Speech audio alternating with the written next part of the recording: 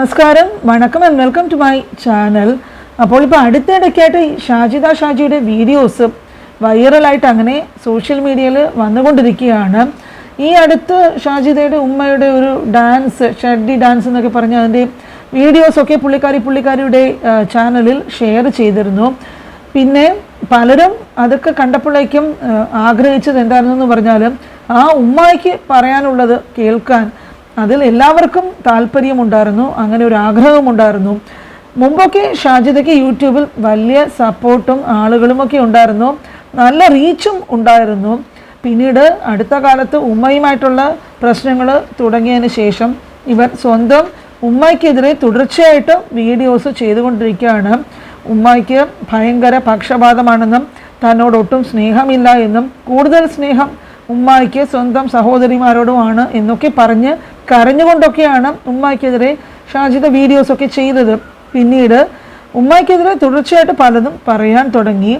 അത് കഴിഞ്ഞ് ഉമ്മ വീട്ടിൽ നിന്നും ഇവരൊക്കെ പുറത്താക്കിയെന്നു പറഞ്ഞു. അതിനുശേഷം ഉമ്മയുടെ സഹോദരൻ്റെ മകൻ തല്ലി എന്ന് പറഞ്ഞ് ശരീരത്തിൽ പാടൊക്കെ കാണിച്ചിട്ട് വീഡിയോസൊക്കെ വന്നു. ഉമ്മയ്ക്കെതിരെ സൈബർ അറ്റാക്ക് വരുന്ന രീതിയിലായിരുന്നു പുള്ളിക്കാരി പല കാര്യങ്ങളും ഇങ്ങനെ പറഞ്ഞ് വീഡിയോസൊക്കെ ചെയ്തുകൊണ്ടിരുന്നത്. മറുഭാഗത്ത് ഉമ്മയ്ക്ക് എന്ത് പറയാനുണ്ട് എന്നുള്ളത് ആരും കേട്ടില്ല. ഉമ്മ മുമ്പ് തന്നെ വേറെ ഒരു ചാനൽ വഴി വന്ന്, കാരണം അവർക്ക് സ്വന്തമായിട്ട് ചാനൽ ഇല്ലാത്തത് കൊണ്ട് യഥാർത്ഥമായിട്ട് എന്ത് വിവരങ്ങളാണ് എന്നുള്ളത് ജനങ്ങളെ അറിയിച്ചിരുന്നുവെങ്കിൽ എന്ന് പലരും പറയുന്നുണ്ട്. ഇതുമായി ബന്ധപ്പെട്ട് ഉമ്മയുടെ ഒരു വോയിസ് ക്ലിപ്പിംഗ് കേട്ടിരുന്നു. അതിനെക്കുറിച്ച് ഭാഗങ്ങൾ എന്താണെന്ന് നോക്കാം. പിന്നീട് അവന്റെ ഉമ്മാന്റെ അടുത്ത് പോയി. പിന്നെ അവൻ നിക്കാഹിനാണ് പറഞ്ഞു പോയി, നിക്കാഹ് കഴിച്ചില്ല. പിന്നെ ഇവിടുത്തെ അങ്ങനെ ഭ്രാന്ത് പോലെയൊക്കെ ആയി. പിന്നെ അവരുടെ പണം തിരിച്ചു വാങ്ങി. അത് വേറെ ചെക്കൻ എന്നതിന് ശേഷം കിട്ടിയതാണ്. അത് ഇവിടെ അല്ലേ, കാസർഗോഡുള്ള ചെക്കൻ. ഈ ചെക്കന്റെ കഴിഞ്ഞതിന് ശേഷം ഈ ചെക്കൻ ഇട്ടിട്ട് പോയപ്പോ കാസർഗോഡുള്ള ചെക്കനായിട്ട്, കാസർഗോഡുള്ള ചെക്കൻ ആദ്യമായിട്ടുള്ളതാണ്. ഫ്രണ്ട്ഷിപ്പ് എന്നാണ് ഇവിടെ പറയുന്നത്. പക്ഷെ ഇവളുടെ കഥ എന്താന്നുള്ളത് നമുക്കൊന്നും അറിയില്ല. ഇവളുടെ പിന്നാലെ നമ്മൾ പോകണമെന്നില്ലല്ലോ. ഇവള് പോയി കഴിഞ്ഞാൽ നമ്മുടെ വീട്ടിൽ നിന്ന് ഇറങ്ങിയിട്ട് ഈ 5 മക്കളെ എൻ്റെ അടുത്ത് ഇട്ടിട്ട് ഇവിടെ ഇറങ്ങി പോകും. പോയി ഇവിടെ 5 ദിവസം 4 ദിവസം കഴിഞ്ഞിട്ടാണ് ഇവിടെ വരിക. പോക്ക് എന്ത് പറഞ്ഞിട്ടാ പോകും, വീഡിയോ എടുക്കാനാണ് എന്നാണ് പറഞ്ഞിട്ടാ പോവുക. അത് കോഴിക്കോട് പോകും, പിന്നെ കാസർഗോഡ് പോകും, തൃശ്ശൂർ പോകും, മറ്റേ എറണാകുളം പോകും, വയനാട് പോകും. ഈ വരുന്നവർക്ക് ഈ 5 മക്കളെ മദ്രസയിൽ വിടല്, സ്കൂളിൽ വിടല്. അതിന് 2 മക്കളെ അവിടെ എത്തിക്കാനി കൊണ്ടുവിട്ടിട്ടുണ്ടായിരുന്നു. 3 മക്കളെ മദ്രസയിൽ വിടല്, സ്കൂളിൽ വിടല്, അതുകൾക്ക് ഭക്ഷണം ഉണ്ടാക്കി കൊടുക്കുക എല്ലാം ഞാൻ തന്നെ. ഇവൾക്ക് അടക്കം ഭക്ഷണം ഉണ്ടാക്കി കൊടുക്കല് ഞാനായിരുന്നു.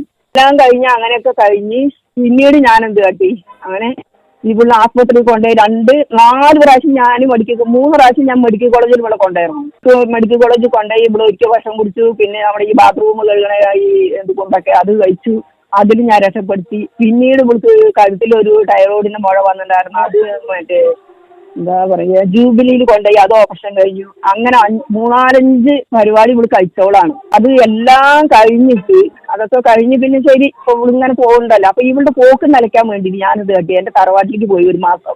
അപ്പൊ ഞാൻ അവിടെ പോയിരുന്നു. ഇവർക്ക് ഇവളുടെ ഡ്രസ്സുകൾ തിരുമ്പല്, കുട്ടികളെ നോക്കല്, എല്ലാ പരിപാടിയും ഞാനാണ്. ഇവിടെ ഒന്നിലേക്കും വരില്ല. ഇവിടെ ഈ യൂട്യൂബിൽ ഇങ്ങനെ ഓരോന്നും ഇടലും ഇതൊക്കെ തന്നെയാണ്. അപ്പൊ ഞാൻ പറയും എന്റെ എടുക്കണ്ട. എനിക്ക് ഇവിടെ മാത്രമല്ല, എനിക്ക് ഇനി 2 മക്കളുണ്ട് വേറെ. അവർക്ക് മരുമക്കൾക്ക് അതൊന്നും ഇഷ്ടമല്ല, കാണേണ്ട അതൊന്നും ഇഷ്ടമല്ല. അങ്ങനെ ആയി 1 മാസം കഴിഞ്ഞ് ഞാൻ പെരുന്നാൾക്ക് ഞാൻ എന്റെ വീട്ടിൽ വന്നു. അപ്പൊ ആ വീട്ടിൽ ഞാൻ എളാപ്പാന്റെ ഒരു മകന്റെ വീട്ടിലേക്കാണ് പോയി. അവരും അവന്റെ ഭാര്യ ഉമ്മർക്ക് വേണ്ടിയായിരുന്നു. എന്നോട് പറഞ്ഞു, താത്ത 1 മാസം കാര്യം താത്ത അവിടെ വരണം, അവിടെ നിൽക്കണം പറഞ്ഞു. നമ്മുടെ പെരുന്നാളായപ്പോ അവിടെ എന്ത് പറഞ്ഞു, എന്റെ അടാപ്പാന്റെ മരുമകൾ എന്ത് പറഞ്ഞു, താത്ത കുട്ടികളൊക്കെ വരില്ല, അതുകൊണ്ട് താത്ത 10 ദിവസം ലീവ് എടുത്ത് പൊയ്ക്കോളിയും പറഞ്ഞു. അങ്ങനെ ആ ലീവിൽ 10 ദിവസം ഇവിടെ വന്ന് മക്കളുടെ അടുത്ത് നിൽക്കാൻ പറഞ്ഞു. വന്നപ്പോ എന്റെ മക്കള് പെരുന്നാളായിട്ട് 2 മക്കളും വന്ന് പെരുന്നാൾക്ക് ഒരു ദിവസം ഒന്നും ഒരു പ്രശ്നം ഉണ്ടാക്കിയില്ല. ഈ നോമ്പായിട്ട് എനിക്ക് നിറയെ സാധനങ്ങൾ ചാവക്കാട്ടൊന്നും കിറ്റ് അടക്കം എനിക്ക് കിട്ടിയിട്ടുണ്ടായിരുന്നു. ഇവിടെ ഒന്നും കിറ്റ് കിട്ടിയില്ല, ചാവക്കാട്ടൊന്നും കിറ്റ് കിട്ടിയില്ല. പിന്നെ എനിക്ക് നിറയെ പൈസകളൊക്കെ ഇവിടെ എനിക്ക് കിട്ടിയില്ല. എനിക്ക് ഇവിടെ ആരും കൊടുന്നേരമല്ല, ഞാൻ തൊഴിലുറപ്പിന് പോയിട്ട് ജീവിക്കുന്ന ഒരാളാണ്. അങ്ങനെ പറഞ്ഞിട്ട് അങ്ങനെ ചെയ്തു വെച്ചിട്ടുണ്ട്. അപ്പൊ ഈ കുട്ടികളെ വരാം, എന്റെ മക്കൾ എപ്പോഴെങ്കിലും വരുള്ളൂ. വന്നാൽ ഒരു 4 ദിവസം നിൽക്കുക, അല്ലെങ്കിൽ 10 ദിവസം നിൽക്കുക, അങ്ങനെ നിന്ന് അവർ പോവുകയും ചെയ്യും. ഇവളുടെ ചെലവിലൊന്നല്ല, ഇവളിപ്പോഴല്ലേ വന്നുകൂടിയത്. ഈ 10-35 കൊല്ലം എന്റെ മക്കളെ ഞാനല്ലേ നോക്കും. ആരെങ്കിലും എന്തെങ്കിലും വേറെ പണിക്ക് വിളിച്ചിട്ടോ അങ്ങനെയാണ് ഞാൻ എന്റെ മക്കളെ നോക്കി വളർത്തിയതും അതിനെ പ്രസവിച്ച് പറഞ്ഞതും എല്ലാം ഞാൻ അങ്ങനെയാണ്. അതൊന്നും സാരല്ല, അതൊക്കെ പോട്ടെ. അതൊക്കെ നമ്മുടെ ജീവിതത്തിൽ പറഞ്ഞതല്ല കുട്ടി. അപ്പൊ ഇവിടെ വരാൻ പാടില്ല. പറഞ്ഞ ഈ കുട്ടി ചെറിയ കുട്ടി പെൺകുട്ടിയെ കരഞ്ഞിട്ട് പോയി. 2ാം പെരുന്നാൾക്ക് അവളുടെ മാപ്പിള വിളിക്കാൻ വന്നു, വരാൻ പറഞ്ഞു, വിളിക്കാൻ വന്നു. ആ കുട്ടി കരഞ്ഞിട്ട് പോയി. എൻ്റെ വീട്ടിൽ എനിക്ക് 10 ദിവസം നിൽക്കാൻ പറ്റിയില്ല, സ്കൂൾ പൂട്ടിയിട്ട് വന്നതാണ്. എന്നിട്ട് ഞാൻ കേസൊക്കെ കൊടുത്ത് അവര് പറഞ്ഞു ഉമ്മാന്റെ വീടല്ലേ, ഉമ്മാക്ക് വീട് എന്ത് വേണമെങ്കിൽ ചെയ്യാ പറഞ്ഞു. അങ്ങനെ ഞാൻ ഒരു പ്രാവശ്യം ഞാൻ പൂട്ട് തല്ലി പൊളിച്ചു. അങ്ങനെ കടന്ന് ഞാൻ ഭക്ഷണമൊക്കെ ഉണ്ടാക്കി ഇരുത്തിന് കഴിച്ചും പിടിച്ച് ഉമ്മയും മക്കളും രാത്രി 10 മണി 12 മണിക്ക് വന്നപ്പോൾ ഇവര് വിചാരിച്ചിട്ടുണ്ടാവും എങ്ങനെ ഉള്ളിൽ കയറിയോ എന്ന് വിചാരിച്ചിട്ടുണ്ടാവും. പക്ഷെ ഞാൻ തല്ലി പൊളിച്ച് കയറി. പിന്നെ ഇതേപോലെ ഞാൻ ഒരു ദിവസം അനിയത്തിനോട് വന്ന് തിരിച്ച് പോകുമ്പോഴേക്കും ഉമ്മയും മക്കളും ഇതേപോലെ കൂട്ടിയിട്ട് പോയി. ഇപ്പോൾ പറഞ്ഞാൽ ഇപ്പോൾ ഒരു കല്യാണം ആചാരം ഉണ്ടായിരുന്നു. ആ കല്യാണത്തിന് പോകാൻ വേണ്ടി എനിക്ക് ഡ്രസ്സ് എടുക്കണേ, ഉള്ളിൽ കയറി പറയാം. ഞാൻ ഓട് പൊളിച്ച് ഞാൻ ഉള്ളിൽ ഫോണി വെച്ച് ഞാൻ ഇറങ്ങി എൻ്റെ ഡ്രസ്സ് എടുത്ത് ഞാൻ എന്നാലും നല്ല ടി വിയാണ്. ഞാൻ അതിൽ ഈ ഇതൊക്കെ വാങ്ങിച്ച് കേബിളൊക്കെ വാങ്ങി അതൊക്കെ ഇട്ട് അത് ഞാനിങ്ങനെ പണിമാറ്റി വന്നാൽ അത് ഞാൻ കറങ്ങി ഇരുന്ന് കാണും. അതും അസൂയ. കാണണ്ട, 11 മണി വരെ കാണുമെന്ന് 12 മണി വരെ കാണുമെന്ന് പറഞ്ഞിട്ട് അതിനെ കംപ്ലീറ്റ് കട്ട് ചെയ്തു നോക്കാൻ വേണ്ടി അന്ന് പണിയെടുത്തു. പിന്നെ ഞാൻ കല്യാണം കഴിഞ്ഞ് 2-3 മക്കളായി അതുകളുടെ തെടിച്ച് നോക്കാൻ വേണ്ടി വീണ്ടും ഞാൻ പണിയെടുത്തു. എനിക്ക് 60 വയസ്സാവാനായി. ഇപ്പോഴും ഞാൻ പണിയെടുത്തിട്ടാണ് ഞാൻ ജീവിക്കുന്നത്. ഇവൾക്ക് കണ്ടമാനം പാടുണ്ട്, ഇവൾക്ക് കണ്ടമാനം പാടാൻ കിട്ടുന്നുണ്ട്. ഇപ്പൊ അവള് ഉത്തരം എന്താ പറയുന്ന അറിയോ? ഇപ്പൊ ഞാൻ കേസ് കൊടുത്തിട്ടുണ്ട്, ഇങ്ങനെയൊക്കെ ചെയ്തു കണ്ട് ഞാൻ കേസ് കൊടുത്തിട്ടുണ്ട്. നമ്മുടെ ഈ ഞങ്ങൾ പത്തിരിപ്പാല എന്നാ പറയാ, ഞങ്ങളുടെ ഇവിടേക്ക് ചേറുംപാല നെല്ലിക്കാട് എന്നാ പറയാ. ഈ ഇവിടെ വന്ന പോലീസുമാര് വന്നിട്ട് ഒരാളെങ്കിലും അവള് പ്രശ്നം ഉണ്ടാക്കി, നല്ല പ്രശ്നം ഇവിടെ ഉണ്ടാക്കിയതിന് അവര് കേസ് കൊടുക്കും, പോലീസ് വരും, എല്ലാം ഉണ്ടായി. എന്നിട്ട് ഒരാളെങ്കിലും അവളുടെ ഭാഗം കൊടുത്തിട്ടില്ല, അവൾക്ക് ഒരു സാക്ഷി കൊടുത്തിട്ടില്ല. അത് കാരണം അവള് കേസ് തള്ളി കോർക്കാണ്.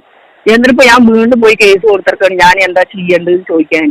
അപ്പൊ അവരേ പറയുന്നു അവൾക്കൊന്നും സംസാരിക്കാൻ പറ്റില്ല ഉമ്മ, ഞങ്ങൾ എന്താ ചെയ്യേണ്ടത്. ഒന്നുമില്ലെങ്കിലും പ്രസവിച്ച ഉമ്മയല്ലേ, എപ്പോഴും ഉമ്മാന്റെ കുറ്റം പറയുന്നത് കേട്ടിട്ട് എല്ലാം സഹിച്ചും ക്ഷമിച്ചും ഒക്കെയാണ് ആ ഉമ്മ കൂടെ നിന്നത് എന്നുള്ളത് മനസ്സിലാകുന്നു. ആ ഉമ്മയെ ഒരു ഭ്രാന്തിയാക്കി കാണിച്ചിട്ട് ഷെഡ്ഡി ഡാൻസ് എന്നൊക്കെ പറഞ്ഞ് പുള്ളിക്കാരി വീഡിയോസും ഒക്കെ ഇട്ടു.